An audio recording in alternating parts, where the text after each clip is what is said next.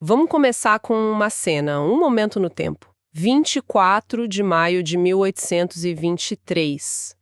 Um jovem de 29 anos, um poeta que ninguém conhece, chamado Johann Peter Eckermann, está fechando um pacote. Dentro tem um manuscrito.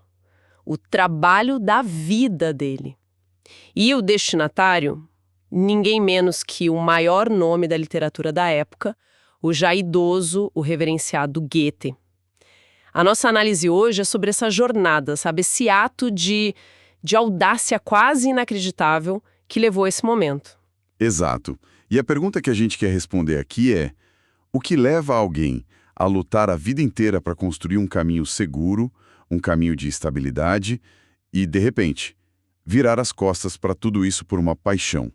A gente vai mergulhar numa história que começa na miséria absoluta e culmina numa aposta literária que podia definir ou simplesmente destruir o futuro dele. Para a gente ter a dimensão do risco que ele correu, a gente precisa voltar para o começo de tudo.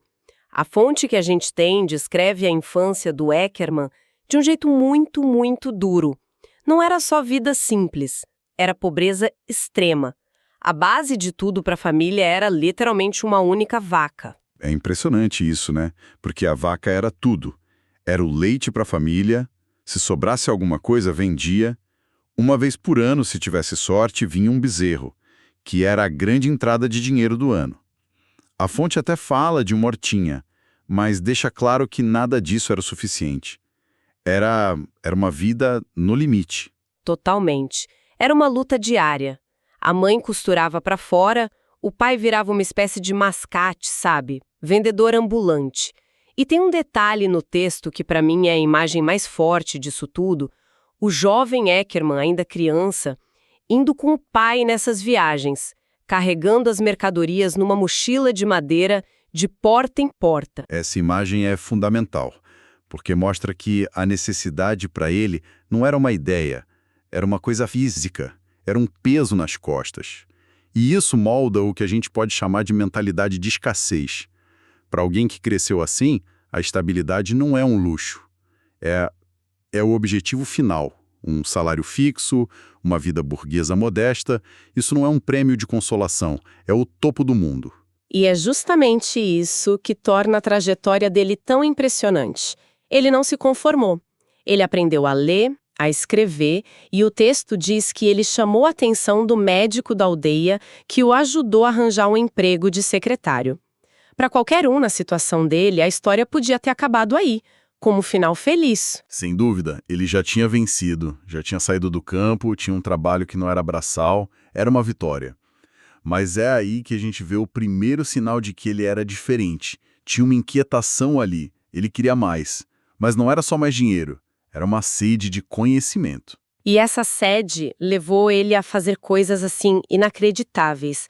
A fonte destaca que ele decidiu voltar para o ensino médio. Imagina a cena.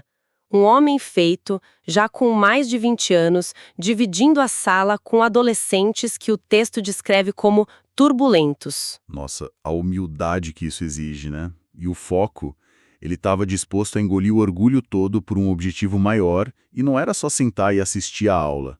Ele tinha que correr atrás do prejuízo. O texto fala de aulas particulares de latim e grego. Exato, que na época eram a chave para entrar na universidade, né? A chave, sem isso a porta estaria fechada. Para sempre. E ele consegue. Já perto dos 30 anos, ele é aceito na Universidade de Göttingen para estudar direito. Isso é a coroação de uma década de sacrifício. Ele está com a vida basicamente resolvida, né? O diploma de direito era o passaporte para a segurança que ele sempre buscou. O que poderia dar errado? Pois é. E a escolha pelo direito não foi aleatória. Era a escolha mais racional possível. O direito no século XIX era o caminho mais seguro para a ascensão social. Para um cargo público, para um salário estável. Era a garantia de que ele nunca mais ia precisar carregar aquela mochila de madeira. E a fonte ainda menciona que ele tinha uma noiva esperando. O diploma era a condição para ele poder casar. E aí, o plano perfeito começa a desmoronar. Por dentro, a fonte diz que nem tudo correu bem. Ele, um homem com uma disciplina de ferro, simplesmente não conseguia se concentrar no direito. A mente dele vagava. estava acontecendo? Estava acontecendo uma espécie de sabotagem interna. A paixão dele, que antes era pelo conhecimento em geral, começou a focar, em vez de decorar leis, ele estava escrevendo poesia, rascunhando uma peça, crítica literária. A vocação dele estava vindo com tudo à tona e batendo de frente com o projeto de vida racional que ele construiu. E parece que teve um gatilho para essa crise. O texto conta que um amigo recomendou que ele lesse Goethe, e ao ler, Eckermann ficou, a palavra usada é encantado. Essa palavra é a chave de tudo. Encantado. Não é uma admiração intelectual. É quase um feitiço. Sugere algo que está além da lógica, né? A obra de Goethe parece que deu voz àquela inquietação toda que ele sentiu. E foi tão poderoso que levou ele a tomar a decisão mais radical da vida dele: abandonar a faculdade de Direito. Ele joga fora o passaporte para segurança. Do ponto de vista de fora, parece loucura. Ele estava a um passo da linha de chegada, por que jogar tudo para o alto? A lógica externa não explica. Mas e se a gente pensar de outro jeito? Será que não foi também um tipo diferente de cálculo? Talvez ele tenha se olhado com uma honestidade brutal e pensado: eu posso ser um advogado mediano, mas talvez eu possa ser um escritor excepcional. E talvez a aposta no talento único dele fosse no fim o melhor caminho, mesmo sendo infinitamente mais arriscado. Uma troca de uma razão por outra. A razão da segurança pela razão do talento. De qualquer forma, a consequência é a mesma. Ele se vê sem diploma, sem carreira e com uma única ideia na cabeça: escrever um livro sobre Goethe. Exatamente. Ele troca a segurança de uma vida pela incerteza de se trancar num quarto para escrever reflexões sobre a poesia com especial referência a Goethe. E isso nos traz de volta para o começo da conversa. Ele termina o manuscrito. E aí?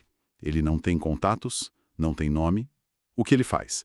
Aposta a última ficha que ele tinha. Ele envia o manuscrito para o próprio Goethe. E a gente precisa entender o que isso significava. Goethe, aos 73 anos, não era só um escritor famoso. Ele era uma instituição. Ele era o centro da cultura alemã. Ele era o que a gente chamaria hoje de gatekeeper, o porteiro cultural. Ele recebia uma avalanche de correspondência, todo dia.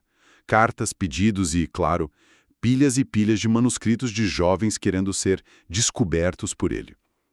A chance de um pacote, de um desconhecido, sequer ser aberto por ele era mínima. Estatisticamente irrelevante. Então esse envio não é um ato de esperança, é um ato de fé. Quase cego, ele não tinha um plano B. Ele queimou a ponte com o direito.